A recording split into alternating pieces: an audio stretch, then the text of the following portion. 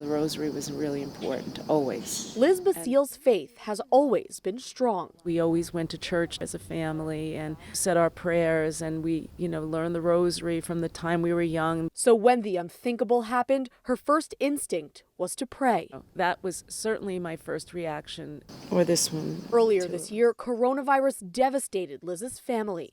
Liz, her husband Alan, brother Michael, and mother Josephine all contracted the virus. The virus and the power that it has is something that you just can't battle. After lengthy stays in the hospital, her brother and husband thankfully recovered. But her mom, Josephine, lost her battle with coronavirus on April 11th. She was a diabetic and she was 90. And when people say, how old?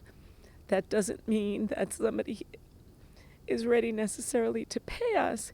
For as long as Liz can remember, Josephine's faith and family were the center of her life.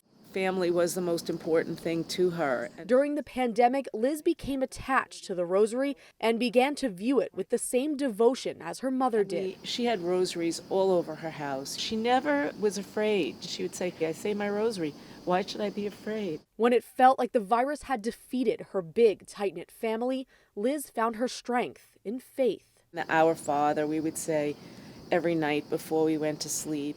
Liz's prayer group at her parish, St. Patrick's on Staten Island, and a bereavement group have been sources of comfort. But her family is the driving force, bringing her closer to God. If we turn away, we don't have any hope. But if we turn toward, we will be strengthened. So just like the way her mother lived, without fear, Liz knows exactly where to turn. Faith and family, that was the most important thing. On Staten Island, Jessica Easthope, Currents News.